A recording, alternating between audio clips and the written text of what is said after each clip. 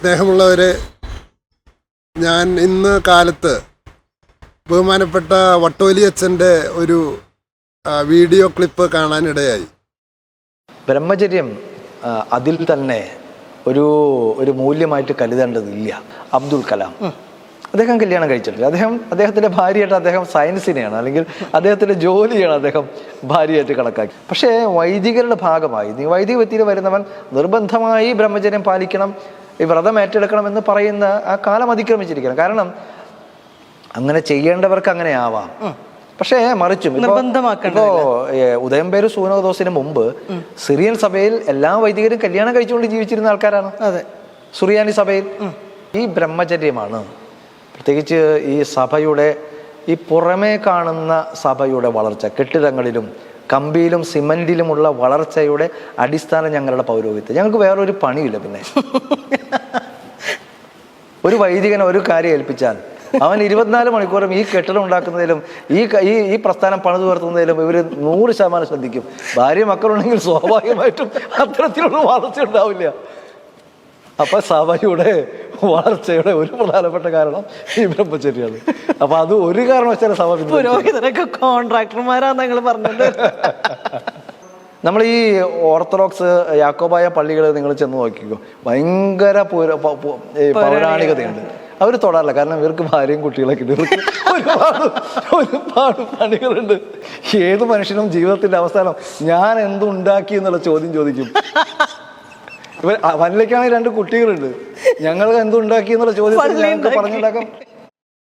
ബ്രഹ്മചര്യം വൈദികർ പാലിക്കുന്നത് കൊണ്ടാണ് കല്ലും മണ്ണും കൊണ്ടുള്ള കെട്ടിടങ്ങൾ ഉണ്ടാക്കുന്നത് എന്നാണ് അച്ഛൻ്റെ ഏറ്റവും വലിയ കണ്ടുപിടുത്തം. പക്ഷെ ആ പ്രസംഗത്തിലുടനീളം വൈരുദ്ധ്യങ്ങളായ പ്രസ്താവനകളാണ് അച്ഛൻ നടത്തിക്കൊണ്ടിരിക്കുന്നത്. കാരണം അദ്ദേഹം തൻ്റെ പ്രസംഗം ആരംഭിക്കുന്നത് തന്നെ സന്യാസത്തിൻ്റെ മഹത്വത്തെ ഉയർത്തി കാണിച്ചിട്ടാണ്. അബ്ദുൽ കലാം ഒരു സന്യാസിയെ പോലെ ജീവിച്ച വ്യക്തിയാണ്. അബ്ദുൽ കലാമിന് എങ്ങനെ ഇത്രമാത്രം ശാസ്ത്രത്തെ സ്നേഹിക്കാൻ കഴിഞ്ഞു? അതിൻ്റെ കാരണം അദ്ദേഹത്തിന് ഭാര്യയോ മക്കളോ ഉണ്ടായിരുന്നില്ല. അദ്ദേഹം സമ്പൂർണമായി ശാസ്ത്രത്തിൻ്റെ സേവനത്തിന് അർപ്പിക്കാൻ കഴിഞ്ഞത് അദ്ദേഹം ബ്രഹ്മചരി ആയതുകൊണ്ടാണ് എന്ന് പ്രസ്താവിക്കുന്ന അച്ഛൻ പിന്നെ നേരെ വിപരീതമായിട്ടാണ് പറയുന്നത്, ബ്രഹ്മചര്യത്തിന് യാതൊരു പ്രസക്തിയുമില്ല. ശരിയാണെച്ചാ ഒരു ബ്രഹ്മചരിക്ക് മാത്രമേ, ഒരു സന്യാസിക്ക് മാത്രമേ തൻ്റെ ജീവിതത്തെ പൂർണ്ണമായി ദൈവത്തിന് വേണ്ടി മാറ്റിവെക്കാൻ കഴിയൂ. ഒരുപക്ഷെ അച്ഛന് അത് മനസ്സിലാവാത്തത് കൊണ്ടാകാം ഈ അസ്വസ്ഥതകൾ മുഴുവനും. ഈ അബ്ദുൽ കലാമിൻ്റെ ഉദാഹരണം വളരെ ശരിയായ ഉദാഹരണമാണ്. പൗലോസ്ലീഹ പറയുന്നത് പോലെ ദൈവത്തെ അറിയാത്തവർ പോലും തങ്ങളുടെ ജീവിതത്തെ ഇത്ര നന്നായി ചെയ്യുന്നുണ്ടെങ്കിൽ ദൈവത്തെ അറിയുന്നവർ എത്രയോ അധികമായി അക്കാര്യം ചെയ്യണം. ആ മനുഷ്യൻ്റെ സ്വാഭാവിക ഭാഗമാണ്. എന്നാൽ അച്ഛൻ സംസാരിക്കുന്നത് കേൾക്കുമ്പോൾ യേശു തന്നെ വഴിയരികിലിരിക്കുന്ന ബാലന്മാരെ കുറിച്ച് പറയുന്നുണ്ട്. ആ വഴിയരികിൽ ഇരിക്കുന്ന ബാലന്മാര് യേശുവിനോട് ചോദിക്കുകയാണ്, സ്നാപകയോഹന്നാൻ ഉപവസിച്ചിരുന്നല്ലോ, നീ എന്താ ഉപവസിക്കാത്തത്? ഇതേ ആൾക്കാർ തന്നെയാണ് സ്നാപകയോഹന്നാൻ ഉപവസിച്ചിരുന്നത് തെറ്റാണെന്ന് പറയുന്ന ആളുകൾ യേശു ക്രിസ്തു ഉപവസിക്കാത്തത് കൊണ്ട് അതും തെറ്റാണെന്ന് പറയാണ്. അബ്ദുൽ കലാമിനെ ഉദ്ധരിച്ച അച്ഛൻ പിന്നീട് ചെയ്യുന്നത്, ഓറിയന്റൽ സഭകളിലെ വൈദികന്മാരൊന്നും വിവാഹം കഴിക്കാറില്ലല്ലോ എന്നാണ്. അച്ചോ നന്ദി, ഓറിയന്റൽ സഭകളിലെ നല്ല കാര്യം ഒരെണ്ണം അച്ഛന് കണ്ടെത്താൻ കഴിഞ്ഞല്ലോ. അത്ഭുതകരമായി തോന്നുന്നു. ഓറിയന്റൽ സഭകളുടെ പാരമ്പര്യം സ്വീകരിക്കണമെന്ന് പറഞ്ഞപ്പോൾ അതിനെതിരെ നിൽക്കുന്ന ഗ്രൂപ്പിൽപ്പെട്ട ആളാണ് അച്ഛൻ എന്നുള്ളത് എന്നെ അത്ഭുതപ്പെടുത്തുകയാണ്. എന്തുകൊണ്ടാണ് യേശു സന്യാസത്തെ ഒരു മാതൃകയായി കാണിച്ചു തന്നത്? എന്തുകൊണ്ടാണ്? ചിന്താവിഷ്ടയായ ശ്യാമള എന്ന ഒരു സിനിമ യേശു കണ്ടിട്ടുണ്ടാവില്ലേ? പക്ഷേ ആ ചിന്താവിഷ്ടയായ ശ്യാമളയിൽ ശ്രീനിവാസൻ ചെയ്യുന്നത് എന്താ? തൻ്റെ ഭാര്യയോടും മക്കളോടുമുള്ള ഉത്തരവാദിത്വം നിറവേറ്റാതെ ദൈവത്തെ ആരാധിക്കാനും ദൈവത്തെ സ്നേഹിക്കാനും പോകുന്നതിനെ ഭ്രാന്ത് എന്നാണ് ആ സിനിമ ഉന്നയിക്കുന്ന പ്രമേയം. അത് തന്നെയാണ് യേശുവിൻ്റെ മനസ്സിലുണ്ടായിരുന്നത്. യേശു പത്രോസിനോട് ചോദിച്ചു, മറ്റുള്ളവരെക്കാൾ അധികമായി നീ എന്നെ സ്നേഹിക്കുന്നുവോ? മറ്റുള്ളവരെക്കാൾ അധികമായി നീ എന്നെ സ്നേഹിക്കുന്നുവോ? എന്നിട്ട് യേശു പത്രോസിനോട് പറഞ്ഞു, നീ എൻ്റെ സഭയെ നയിക്കുക. ആ സഭയുടെ നേതൃത്വം വിശുദ്ധ പത്രോസിനെ ഏൽപ്പിച്ച അടുത്ത നിമിഷം യേശു പറഞ്ഞത് എന്താണെന്നറിയൂ? നിന്നെ തലയും കീഴാക്കി കൊല്ലുമെന്നാണ്. അപ്പൊ സഭയിലെ വിശ്വാസ പ്രഘോഷണത്തിന് മുഴുവൻ സമയം കമ്മിറ്റ്മെന്റ് ആയി കഴിഞ്ഞാൽ അതിൻ്റെ അർത്ഥം രക്തസാക്ഷിയാകാനുള്ള ഒരു വിളിയാണെന്നുള്ളതാണ്. അച്ഛൻ്റെ മനസ്സിലെ ഒരു പക്ഷേ സഭയ്ക്കുള്ള ദൈവത്തിൻ്റെ വിളി എന്ന് പറയുന്നത് അധികാരവും ആഡംബരവുമാകും മനസ്സിൽ കാണുന്നത്. അച്ഛനൊരു കാര്യം മനസ്സിലാക്കണം. 12 ശിഷ്യന്മാരിൽ എന്തുകൊണ്ട് സ്ത്രീകളെ എടുത്തില്ല? പലരും ചോദിക്കുന്ന ചോദ്യമാണ്. കാരണം ശിഷ്യനാകാനുള്ള വിളി എന്ന് പറഞ്ഞാൽ മരിക്കാനുള്ള വിളിയാണ്. ആ 12 ശിഷ്യന്മാരെവിടെയാണ് അച്ഛാ? അതാണ് എനിക്ക് ചോദിക്കാനുള്ളത്. അവരൊക്കെ വധിക്കപ്പെട്ടു. എന്തിനാണ്? ആ സുവിശേഷ സന്ദേശം കൈമാറുന്ന പ്രക്രിയയിൽ വധിക്കപ്പെട്ടു.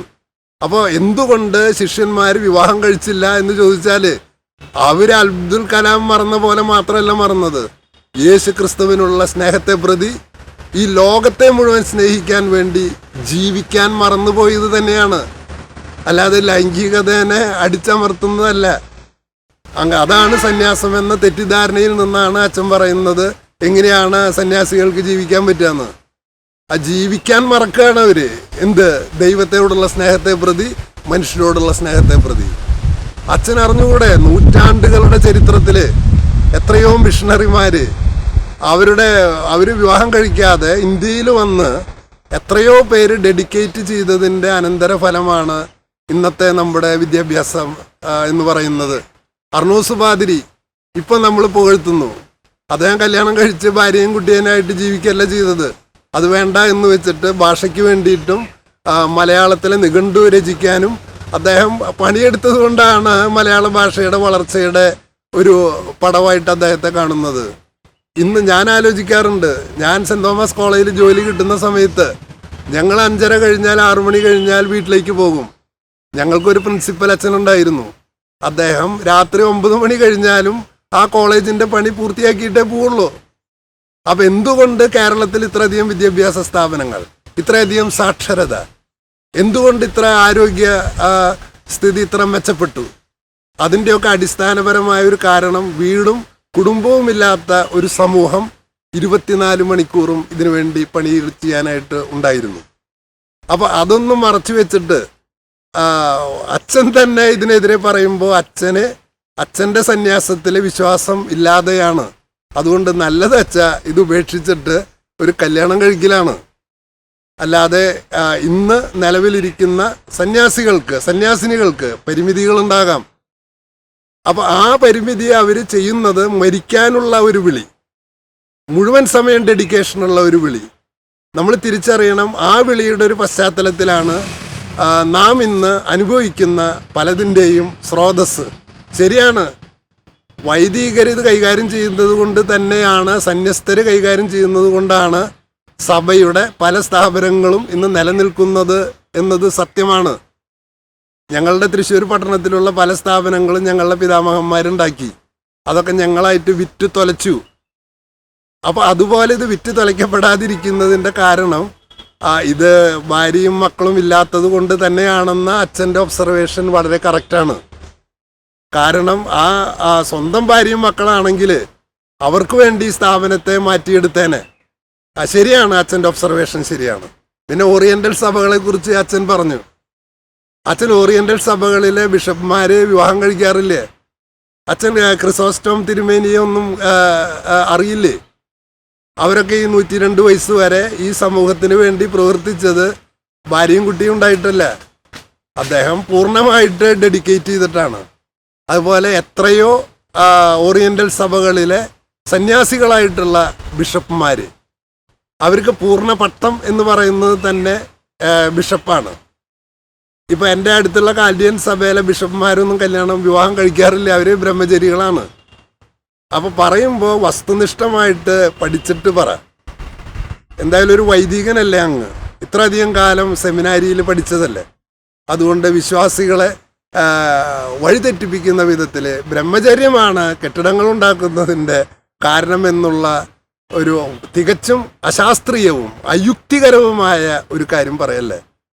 ഈ കെട്ടിടങ്ങൾ കല്യാണം കഴിച്ചവരൊന്നും ലൈംഗിക പ്രശ്നങ്ങളിൽ ചെന്ന് പെടുന്നില്ലേ? എല്ലാ കേസും അച്ഛന്മാർക്കെതിരെയാണോ?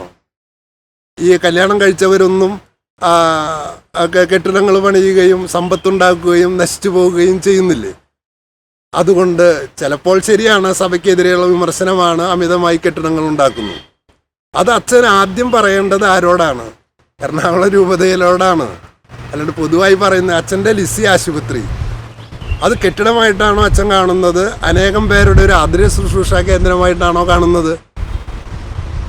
എടപ്പള്ളി പള്ളി അതൊരു കെട്ടിടമായിട്ടാണോ കാണുന്നത്? അനേകം പേരുടെ ആശ്വാസ കേന്ദ്രമായിട്ടാണോ കാണുന്നത്? അപ്പോൾ അത് അച്ഛൻ്റെ കുഴപ്പം. വഴിയരികിലിരിക്കുന്ന പിള്ളേരെ പോലെ അതും ഇതും പറയല്ലേ. അബ്ദുൽ കലാം എന്ന് പറയുന്ന മനുഷ്യനെ ശാസ്ത്രത്തെ സ്നേഹിക്കാൻ കഴിഞ്ഞത് അദ്ദേഹം വിവാഹിതനാകാത്തത് കൊണ്ടാണെന്ന് പറയുന്ന അച്ഛന് എന്തുകൊണ്ട് പറയാൻ പറ്റുന്നില്ല? സഭയുടെ 2000 കൊല്ലത്തെ വളർച്ചയും സാമൂഹ്യ സേവനത്തിൻ്റെ അടിത്തറയും വിവാഹിതരല്ലാത്ത അനേകം പേര് എല്ലാം മറന്ന് അവർ സ്വയം അടിച്ചമർത്തിയിട്ടൊന്നല്ല, യേശുവിനെ പ്രതിയുള്ള സ്നേഹത്താൽ ഈ ലോകത്തെ ദൈവരാജ്യമാക്കി രൂപാന്തരപ്പെടുത്താൻ യേശു പറഞ്ഞല്ലോ, സ്വർഗത്തിലെ പോലെ ഭൂമിയിലുമാക്കണമേ. അങ്ങനെ ഈ പ്രപഞ്ചത്തെ രൂപാന്തരപ്പെടുത്താനായി ഭാര്യയെയും മക്കളെയും മറന്ന് ജീവിക്കാൻ മറന്നുപോയ സ്ത്രീ പുരുഷന്മാരെ അവരെ നാം മുന്നിൽ കാണണം. എൻ്റെ വ്യക്തിപരമായ ജീവിതത്തിൽ ഞാൻ അവരോടുള്ള നന്ദി പ്രദർശിപ്പിക്കുകയാണ്. വിശ്വാസികളെ വഴിതെറ്റിക്കല്ലേ അച്ഛ. നന്ദി.